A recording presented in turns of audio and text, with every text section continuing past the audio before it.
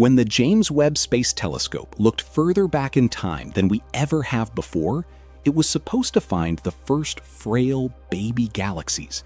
It was designed to capture the faint light of the universe's earliest structures slowly pulling themselves together. Instead, it found a monster hiding in plain sight, and it completely shattered our understanding of how the cosmos organized itself. Astronomers nicknamed them little red dots. At first glance, sitting against the pitch-black background of deep space, they look like ordinary, distant stars or tiny, harmless clusters of gas. For a while, because they were so compact, nobody could measure them precisely enough to know for certain what was hiding inside. But when scientists finally pointed Webb's most powerful instruments directly at them, the results sent shockwaves through the astrophysics community. These aren't stars. They are supermassive black holes, tens of millions of times heavier than our sun, crammed into a space so small it shouldn't be physically possible. And worst of all, they are breaking the fundamental mathematical models of how our universe was built. For decades, the rulebook for black holes was incredibly simple and logical. First, you get a galaxy. Huge clouds of hydrogen gas clump together to form large stars. Those stars burn fiercely, live their lives, and eventually collapse under their own weight, leaving behind a relatively small black hole. Over billions of years, those black holes merge with others, slowly eating surrounding gas and growing into the supermassive giants that anchor galaxies like our Milky Way today. The galaxy builds the black hole, not the other way around. That was the law of astrophysics. But these little red dots completely flip the script. Found lurking just a few 100 million years after the Big Bang, these objects contain black holes that are already fully grown. They are sitting inside galaxies so small and faint that they are barely there at all.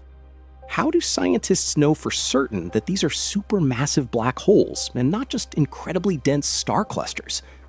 The answer lies in a specific physical signature called Keplerian rotation. By analyzing the way gas swirls around these objects, scientists can trace the gravitational pull. The gas moves in the exact same pattern that planets show when orbiting a single massive central point, like our sun. That pattern proved that almost all the mass of these massive systems isn't spread out across millions of stars. It is centralized in one single, terrifying point. It is a supermassive black hole wearing a tiny galaxy as a disguise. This creates a massive physical timeline problem.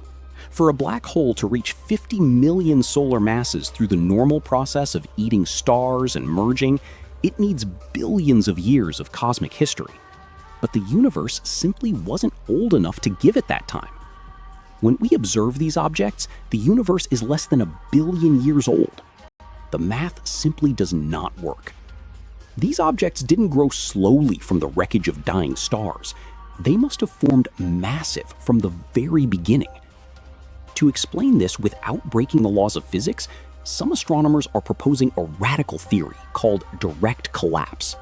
Instead of a star forming and then dying, an incredibly massive primordial cloud of dense gas might have collapsed entirely under its own immense weight, skipping the star phase completely and igniting directly into a massive black hole. If true, it forces us to ask a profound question.